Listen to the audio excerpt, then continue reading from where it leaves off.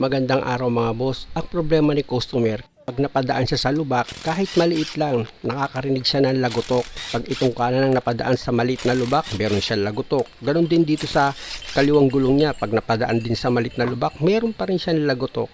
Chinek ko naman itong pangilalim niya mga boss, wala naman akong nakitang problema. Kahit dito sa manibela, pag niliko mo, wala kang maririnig na ingay. Kaya ang gagawin ko dyan, kakalasin ko itong shock absorber. Meron niyang bolt and nut na number 19. Ayan mga boss, kung makikita nyo, after ko maluwagan itong dalawang nut, tanggalin ko na yan. Tapos gamit ako ng socket wrench sa number 14, tatanggalin ko itong bolt. Ayan mga boss, tinanggal ko na.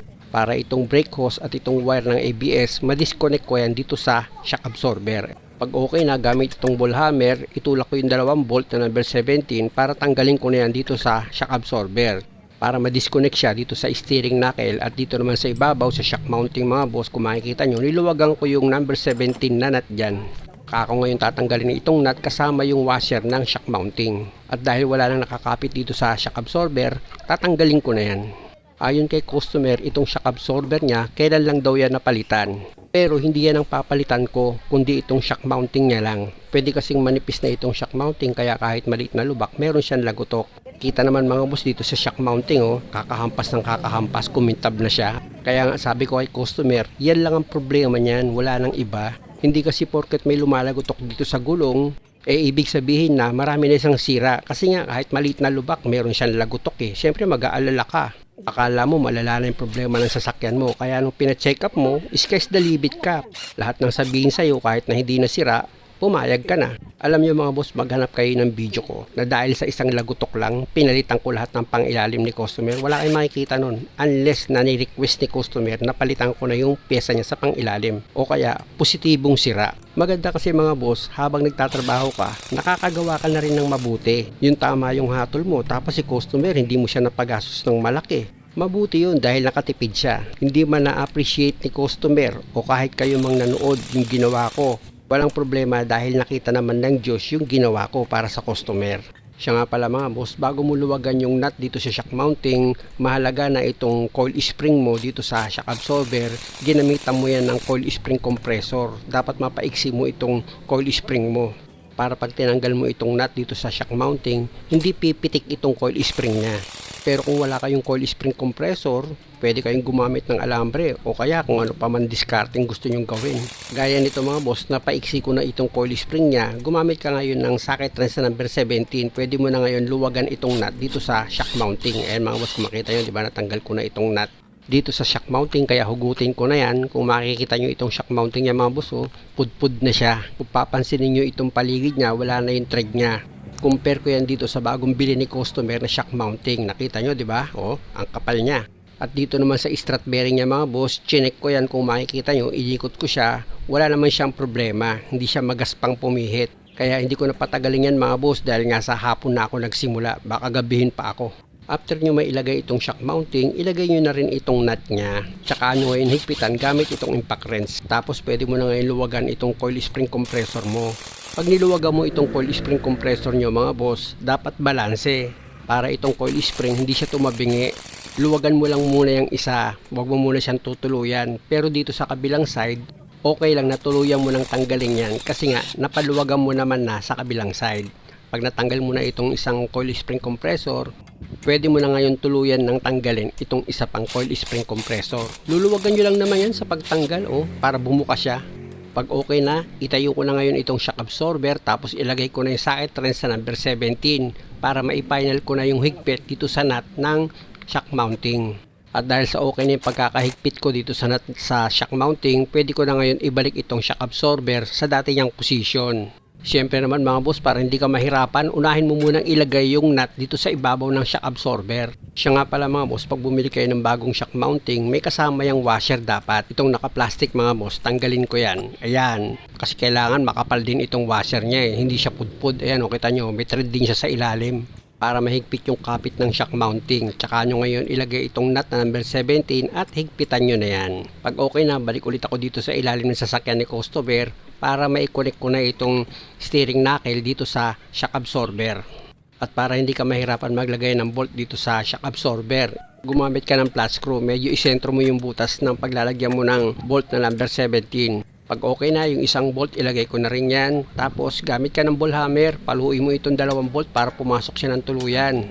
Tsaka mo ngayon ilagay na itong 2 nut, ipakapit mo na yan sa thread niya.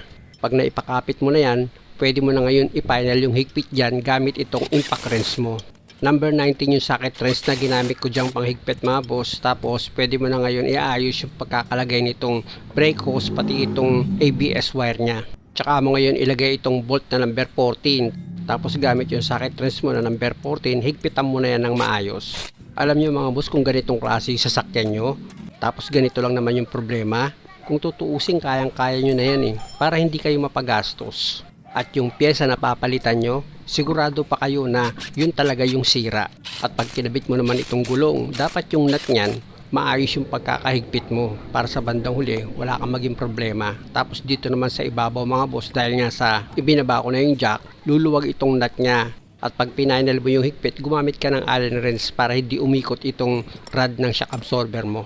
Gaya nga ng sinabi ko sa inyo mga boss, dito sa kabilang side meron din yang lagutok, kaya ipapakita ko sa inyo kung paano ko rin yan papalitan ng shock mounting. Syempre naman mga boss, una sa lahat tanggalin ko muna itong gulong. After ko matanggal itong gulong, gagamit ako dyan ng socket wrench sa number 14. Tatanggalin ko itong bolt dito sa holder ng brake hose at ng ABS wire. Ayan mga boss, kung makita nyo, tinanggal ko lang naman itong bolt na number 14. Pag natanggal nyo na yan, i-disconnect nyo lang itong wire pati itong brake hose nya dito nga sa shock absorber. Tapos isunod mo naman sa tatanggalin itong 2 bolt and nut dito sa shock absorber. Nakita nyo mga boss, gumamit ako dyan ng 2 tools, isang socket wrench tsaka isang box wrench sa number 19. Dahil sa natanggal ko na yung 2 nut, pwede mo na ngayon hugutin yung 2 bolt dito sa shock absorber para ma-disconnect mo na itong shock absorber dito sa steering knuckle nya. Tapos dito naman ako pipwesto sa ibabaw ng shock absorber sa may shock mounting nya. Tatanggalin ko yung nut nyan mga boss na number 17. Ayan mga boss, niluluwagan ko na. At pag maluwag na itong nut, tanggalin ko na yan mga boss. Tsaka ako isunod itong washer nya. At dahil sa wala na nakakapit dito sa shock absorber, pwede nyo na ngayon i-pull out itong shock absorber. Tapos gagamit ako dyan ng coil spring compressor.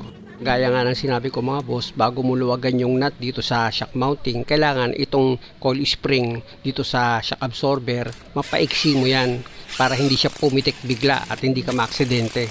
Uulitin ko mga boss, pag naglagay kayo ng coil spring compressor dito sa coil spring, dapat balanse para yung tayo ng coil spring pantay, at pag nilagay mo yung bagong shock mounting nya, hindi kayo mahirapan. At kung sa palagay mo sapat na yung iksi ng coil spring para hindi siya pumitik, pwede mo na ngayon tanggalin itong nut dito sa shock mounting gamit itong impact wrench mo. Tapos pwede mo na ngayon tanggalin itong shock mounting. Kung makikita nyo mga boss, talagang pudpud na itong shock mounting nya. Kaya kahit kaunting lubak lang, papalo itong shock mounting. Ito nang simula, kaya nakakapag-produce siya ng ingay or lagutok. Ayan yung bago mga boss, kita nyo ang kapal o di ba? Ipasok ko na yan dito sa rod ng shock absorber mga boss. Tapos itong nut ilagay ko na rin. Tsaka ako ngayon higpitan gamit itong impact wrench. At pag okay na yan mga boss, dito naman ako ngayon sa coil spring compressor. Syempre, tatanggalin ko na yan. Sa pagtanggal naman itong coil spring compressor mga boss, nakita nyo naman, di ba? Napakadali lang. Kaya lang, importante na balanse yung pagluwag na gagawin nyo para hindi kayo mahirapan sa pagtanggal nitong coil spring compressor. O di ba? Natanggal ko na itong coil spring compressor. Itayo ko na itong shock absorber mga boss, tapos gagamit ako dyan ng socket wrench sa number 17 para ma-final ko na yung higpit ng nut dito sa shock mounting. Ayan mga boss. At pag okay na yung pagkakahigpit ko dyan, pwede ko na ngayon ibalik itong shock absorber sa dati niyang position. At pag nailagay mo na ng maayos itong shock absorber sa dati niyang position, dito ka muna sa ibabaw. Ipasok mo muna itong washer dito sa rod ng shock absorber mo. Ayan mga boss. Tapos isunod mo na itong nut. Pag naipakapit mo na yan sa thread niya, balik ka ulit dito sa ilalim ng sasakyan mo, i-connect mo na itong steering knuckle mo dito sa shock absorber. Tapos pwede mo na ngayon ilagay yung 2 bolt na number 19 dito sa shock absorber. Tsaka mo isunod yung 2 nut dyan. Tapos gamit ka ng impact wrench mo para ma-final mo na yung higpit dito sa bolt and nut dito sa shock absorber mo.